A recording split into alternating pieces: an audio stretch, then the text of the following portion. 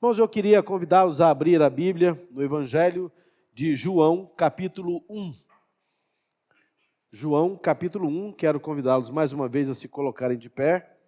Nós vamos ler do verso 35 ao verso 42. Evangelho de João, capítulo 1, versos 35 ao 42. Vai ser transmitido para você que nos acompanha pela internet. Deixo aí o meu abraço.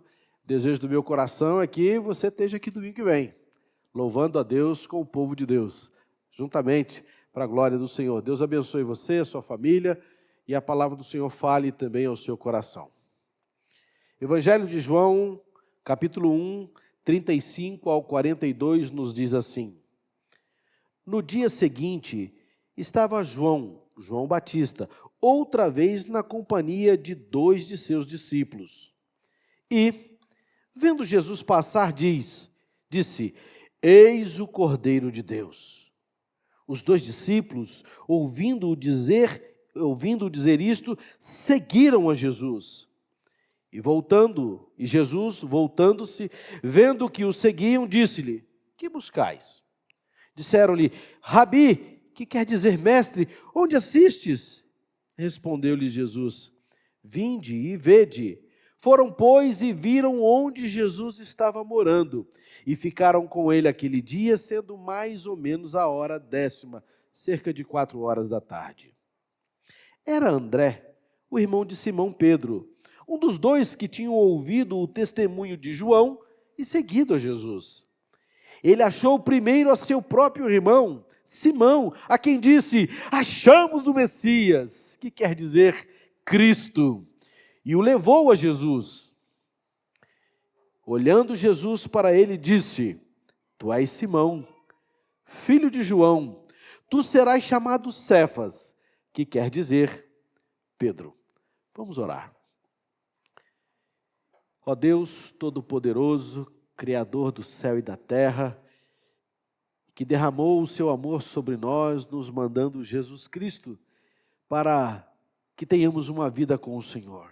E é em nome de Jesus que nós oramos nessa hora, ó Deus, crendo na ação e unção do Teu Espírito sobre nossas vidas, porque reconhecemos, ó Deus, que somos limitados, somos fracos, somos errantes, mas é na luz do Teu Santo Espírito que a Tua palavra venha encher e preencher o nosso coração nesta noite, que saiamos daqui, ó Deus, felizes, porque temos ao Senhor Jesus sobre nossa vida, no nosso caminho, como nosso Senhor e Salvador. Então guia-nos, ó Deus, na Tua palavra, preenche e enche o nosso coração, ó Deus, com o Teu Espírito e com o ensino da Tua palavra, e assim, ó Deus, sejamos sempre, onde quer que a gente estiver, glorificando, testemunhando o Teu nome. Usa o Teu servo, segundo a Tua vontade, em nome de Jesus Cristo. Amém. Amém. Podem assentar. Irmãos, eu sou um apaixonado por Jesus. Acho até que se Jesus não fosse quem Ele era, eu seguiria Jesus. Jesus foi alguém extraordinário, tanto é que Ele foi único. E a gente estava discutindo, ou conversando isso na conferência dos jovens, né? Que Deus nos fez semelhante a Ele, mas nós não somos deuses. E a gente chegou à conclusão que Deus é único, por isso Ele nos fez único. 8 bilhões de pessoas do mundo e ninguém tem a digital igual a sua, igual a minha. Deus nos fez singular. E com esta singularidade Ele quer nos usar para seu propósito. E daí a importância de conhecermos de fato quem é Jesus e refletirmos que espaço Jesus Cristo tem ocupado dentro das nossas vidas. Que espaço Jesus Cristo tem ocupado dentro das suas decisões, dos seus sonhos, dos seus propósitos, da direção que você está tomando para a sua vida. Se testemunhamos que Jesus é o Filho de Deus, até onde nós de fato estamos chamando Jesus para ser a nossa bússola, para ser a nossa direção. O marketing diz que posicionamento de uma marca ou de um produto é o espaço que ele ocupa dentro da mente do consumidor. Por exemplo, se eu falar aqui agora, vamos pensar no refrigerante. a maioria pensou qual refrigerante? Coca-Cola, não é verdade? Se a gente falar assim, atenção mulheres, o melhor sabão em pó do mercado, vamos pensar em qual? É o Omo. Isso é o que? Já está aqui. É o espaço que essa marca, que é boa na qualidade, no produto e etc., já ocupa dentro da nossa mente, do nosso coração. E quando falamos de Jesus Cristo, qual o espaço que Ele ocupa dentro do seu coração? O texto que nós lemos é por demais interessante, porque trata do início do ministério de Jesus, que aos 30 anos, batizado por João Batista, que fazia isso lá no deserto da Galileia, e o capítulo 1 se prontifica a apresentar esse Jesus, não só para o povo de Israel, mas também para os romanos. João começa falando a respeito daquele que estava desde o princípio. Ou seja, Jesus Cristo não era alguém que surgiu naqueles dias, naqueles tempos. Não, diz o capítulo 1, o verso 1, ele era o princípio. Mais que isso, diz que todas as coisas foram feitas por ele, por intermédio dele, e sem ele nada do que foi feito se fez. Jesus não era uma figura daquele tempo, mas de todos os tempos, porque Ele era Deus, estava no início, veio para nos salvar, vai estar até depois do fim. Esse era Jesus que João Batista apresentava naquele tempo. E foi tantos que se afluíram lá para conhecer João Batista. O que é isso que ele está pregando? Que batismo é esse que ele está batizando? Batismo de arrependimento. E vão para cima de João, ali alguns fariseus, alguns sacerdotes, querendo saber quem é você? É algum dos profetas do passado? Você é o Messias prometido? E ele disse, não. Eu sou, versículo 23 do capítulo 1, então respondeu, eu sou a voz que clama no deserto, endireitai o caminho do Senhor, como disse o profeta Isaías, Isaías 40, verso 3.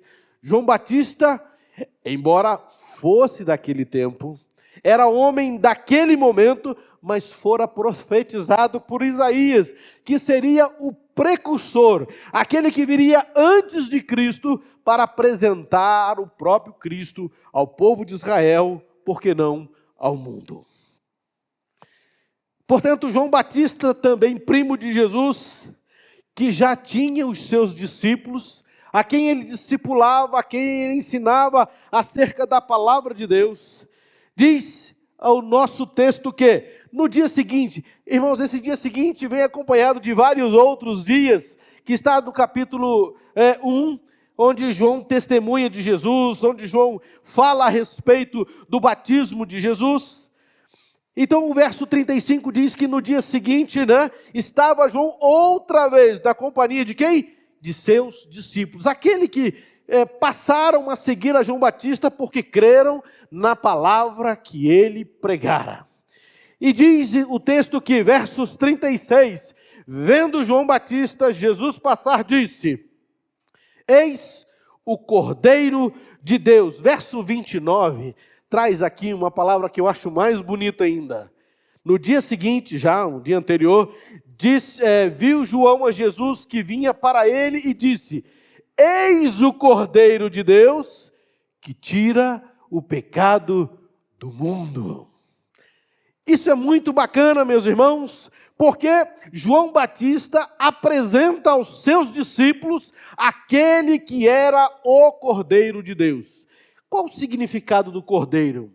Até então, uma vez por ano, as pessoas, o povo de Israel ia para Jerusalém, diante dos sacerdotes, com os seus sacrifícios, para que o Cordeiro fosse sacrificado para mortificar ou morrer no lugar dos seus próprios pecados. Era assim que acontecia até Jesus Cristo.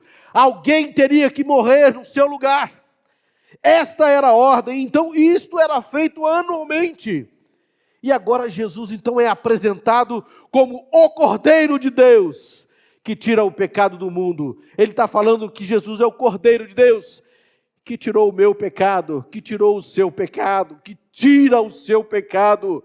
Que quando Deus nos olha sobre o sangue de Jesus, que quando Deus nos olha, Ele olha debaixo do sacrifício de Jesus, que é o Cordeiro de Deus. Vejam que não é um cordeiro, como muitos que iam a Jerusalém, mas Ele é o Cordeiro. Esse eu gosto muito disso, porque ele singulariza aqui a pessoa de Jesus Cristo. Ele não é mais um, Ele é o único.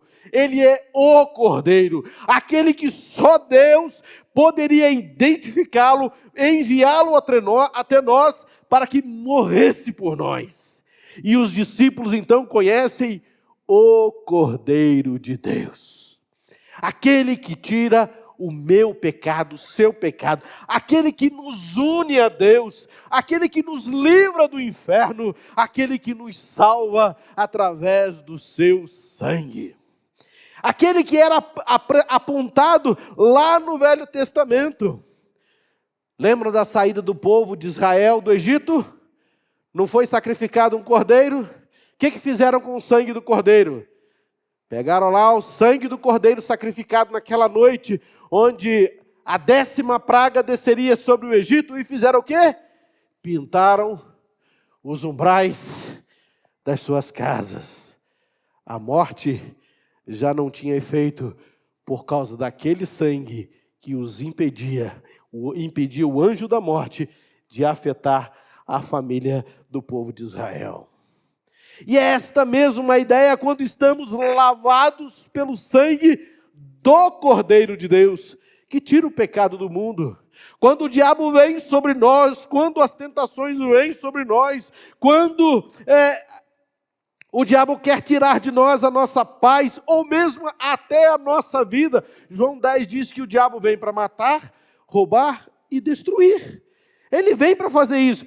Mas quando nós estamos debaixo deste sangue, o diabo não tem poder sobre nossas vidas. Ele pode até nos atrapalhar, ele pode até nos fazer cair, mas nunca tirar o que é mais precioso que Deus nos deu: a salvação em Cristo Jesus. Isso nós precisamos aprender, e aprendemos aqui com João Batista, que ele apresenta esse Cordeiro, que é único, que é exclusivo, que é singular, da parte de Deus ao povo de Israel e também a nós, para que possam segui-lo. Vejam que o verso 37 diz que, ao ouvirem isso, os discípulos passam então a seguir a Jesus. Irmãos, um contato, um encontro com Jesus é algo extraordinário. É uma experiência única que marca a nossa vida para o resto das nossas vidas. Quem não pode dizer aqui, testemunhar: olha, como foi bom encontrar Jesus na minha vida, como que Ele mudou de fato a minha vida. Olha para onde eu ia, olha quem eu era, olha hoje quem eu sou, para onde eu vou, por causa do sangue de Jesus na minha vida. Pode estar chovendo canivete, pode ter as maiores tempestades, mas estar com Cristo é melhor que estar numa tranquilidade sem Cristo, porque somente Cristo nos conduz para Deus. Por quê? Porque Ele é o Cordeiro de Deus, o único que pode nos intermediar a Deus e nos livrar do pecado. Vejam que os discípulos, ao ouvirem isso, correm para Jesus e passam então a seguir a Jesus, verso 37. E Jesus, vendo os discípulos, isso é interessante, irmãos, muitos seguiam já Jesus. Você já viu numa multidão, quem gosta de futebol, vai no estádio, você vê muita gente e não vê às vezes alguém que você mesmo conhece, porque você vê todo mundo e não vê alguém específico, não é?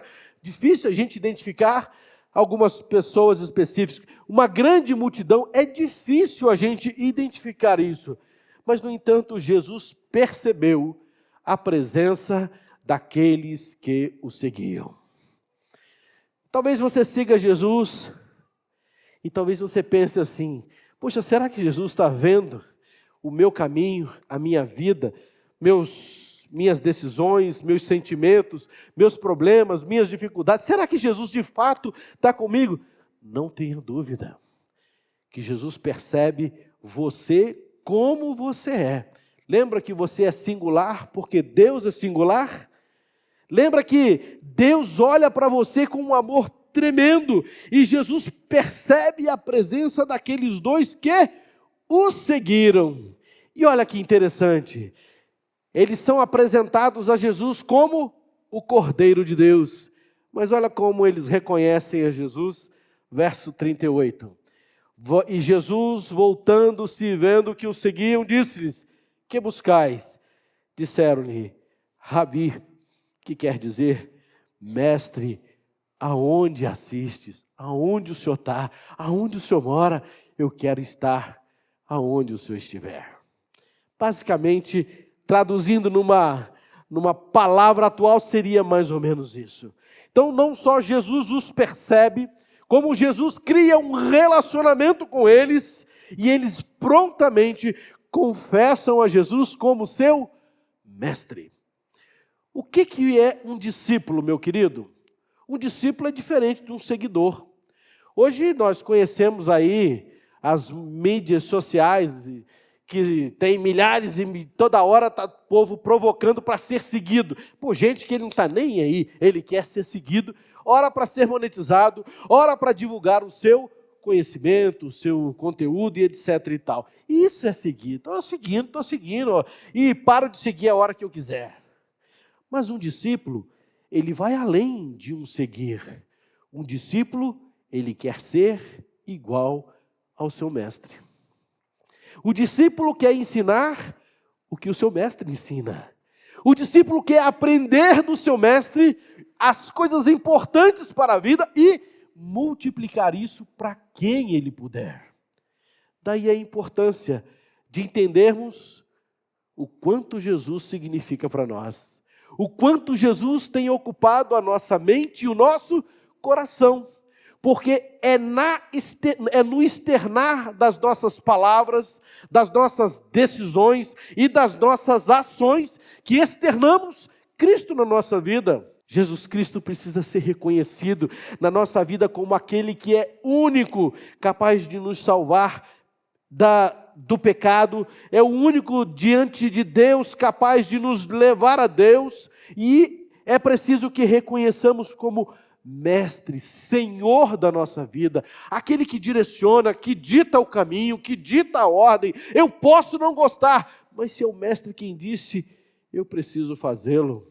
Eu preciso entender o caminho que o próprio Senhor Jesus traçou para mim. Eu não sei cantar, eu não sei pregar, mas meu querido, você não é um despercebido de Jesus Cristo, pelo contrário, é no seu canto, é no seu aconchego, é do seu jeito. Jesus Cristo certamente te percebe, mas você só vai ter uma mudança de vida se você reconhecê-lo como Mestre, Senhor da sua vida, que foi o que aqueles discípulos fizeram. Senhor, Mestre, aonde o Senhor está, eu quero estar também.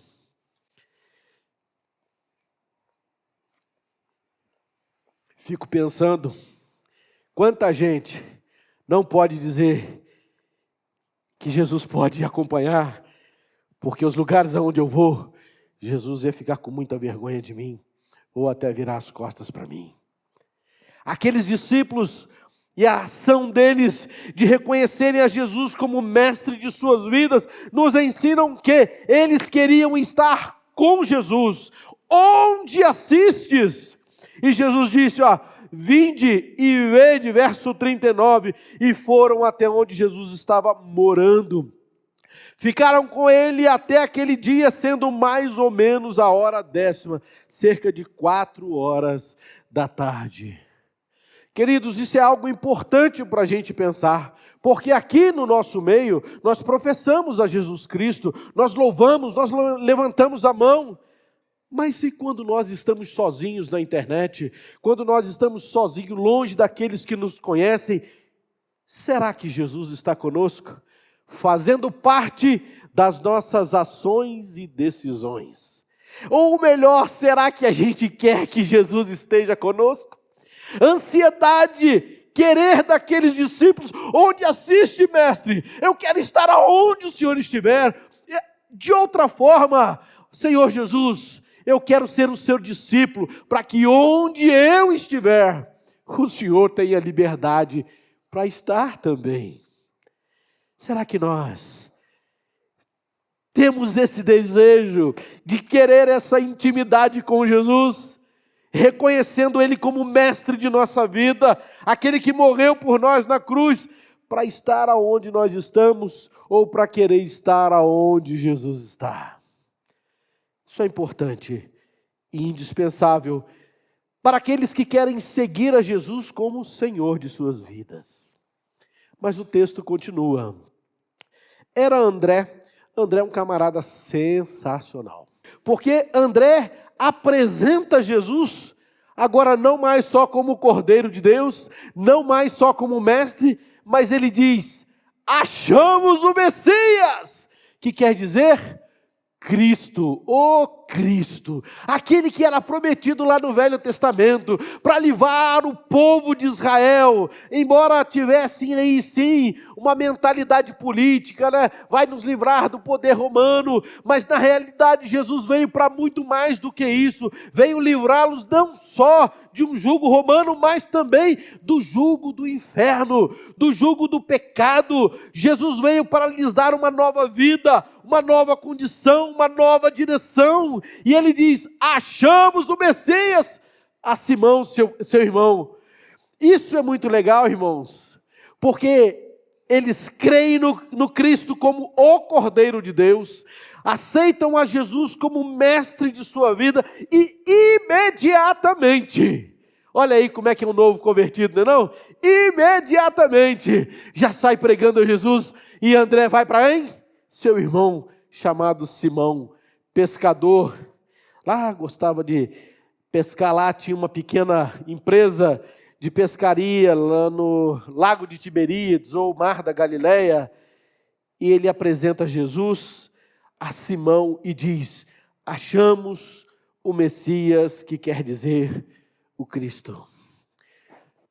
Queridos irmãos, uma das coisas que a gente tem visto pouco é o nosso compromisso de apresentar Jesus para quem a gente ama. A gente está falhando muito nisso, irmãos.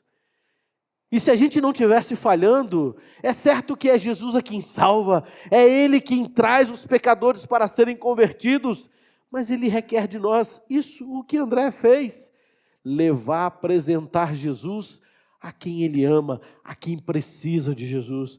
Nossa igreja não caberia se cada um de nós, inclusive eu, estivéssemos cumprindo esse trabalho que André fez, de levar e apresentar Jesus a quem nós amamos e até a quem nós não conhecemos.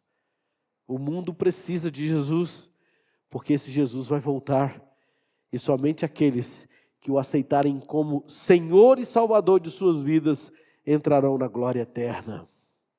E esse André, poucas vezes citadas na igreja, faz algo extraordinário: apresenta Jesus a seu irmão como Cristo, como Cordeiro de Deus, como mestre.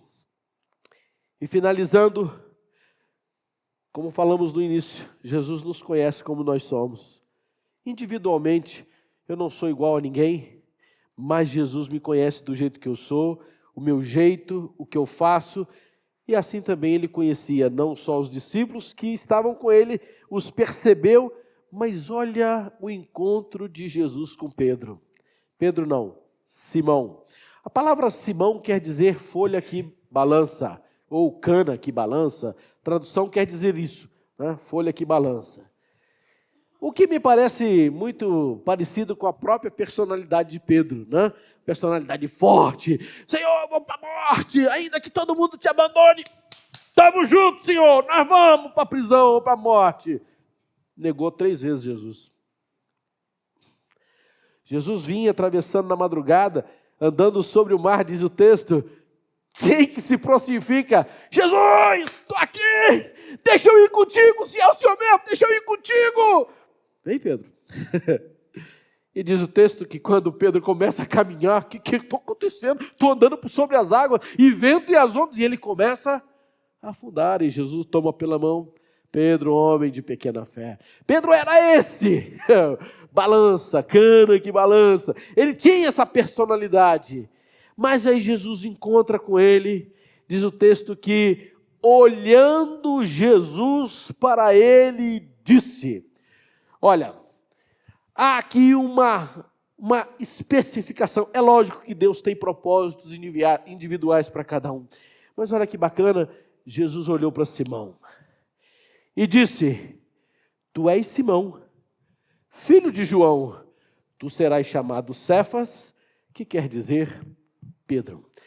Gente, isso aqui é tão interessante, tão profundo, que chega a ser assim, fora do normal. Jesus olha para Pedro, assim como olhou para mim, e assim como olhou para você, e disse: olha, eu conheço a sua origem, eu sei, eu não estou te vendo pela primeira vez, você é o filho de João. E, em tese, Jesus está dizendo para ele: cara, eu conheço a sua história, a sua genealogia, eu sei de onde você veio, e sei para onde você vai. Esse Jesus que é apresentado como Cordeiro de Deus, reconhecido como Mestre e pregado como Cristo, agora vira para Pedro e diz: olha, eu conheço a tua origem e sei quem é você e conheço o seu destino. Isso é muito interessante, sabe por quê, irmãos? Quando nós lemos o próprio João, capítulo 1, versos 12 em diante, diz assim: mas a todos os que receberam, deu-lhes o poder de serem feitos filhos de Deus, a saber, os que creem no seu nome. Prestem atenção: os quais não nasceram do sangue, nem da vontade da carne, mas da vontade de Deus. Nós não somos fruto do acaso, nem mesmo do amor de mamãe e papai. Nós somos frutos do amor de Deus, os quais não nasceram da vontade da carne, nem da vontade do homem, mas de Deus. Deus, mas eu sou tão ruim, Deus, eu sou tão... Mas foi eu que permiti o seu nascimento, do jeitinho que você é. E é do jeitinho que você é que eu quero trabalhar na sua vida. Eu quero que você seja uma testemunha de Cristo por onde você for, do jeitinho que você é. Deus não muda a nossa personalidade, irmãos. Quando lemos a partir da conversão de Pedro até a sua morte, e lá na sua morte ele demonstra isso, que ele continua sendo o mesmo Pedrão. Essa sua personalidade forte não mudou, mas Deus trabalhou na sua personalidade, para que na sua primeira pregação, mais de 3.000 pessoas se converteram. Na segunda, quase 5.000. Há um pregador desse aqui, haja templo. Jesus fez isso com Pedro, faz isso conosco. Jesus conhece não só o nosso destino, mas também conhece a nossa origem. Nós não somos frutos do acaso, mas somos frutos do querer de Deus. E Deus conhece o nosso destino, que em Cristo nos está reservado a glória eterna. Portanto, meus irmãos, nesta noite aprendemos aqui com esse testemunho de João, comportamento que de fato um discípulo deve ter, e nos atentarmos qual o espaço que a pessoa de Jesus Cristo tem ocupado na minha vida, naquilo que eu faço, naquilo que eu sou, com quem eu convivo. Precisamos fazer como André, pregar esse Jesus que mudou a minha vida para mudar a vida de quem eu amo e de quem precisa de Jesus. Que Deus possa nos abençoar e Deus possa nos dar essa direção. E se até hoje você não teve um encontro com Cristo, pare e pense, porque você não está ouvindo isso por acaso, mas é porque Jesus conhece a sua vida, o cantinho do seu coração, aquilo que só você e Jesus conhece, e Ele quer fazer de você, quem sabe uma nova criatura, uma nova pessoa, assim como fez com os discípulos, assim como fez com tanta gente, assim como fez comigo, que caminhava na direção do inferno, mas Jesus me tomou e mudou a direção da minha vida e de tantos outros aqui. E se até hoje você não tomou a decisão de seguir a Jesus, como Cordeiro de Deus, como Mestre, como Cristo, não deixe para amanhã, porque hoje pode ser o dia fatídico que Deus escolheu para mudar a sua vida e fazer um marco na sua vida.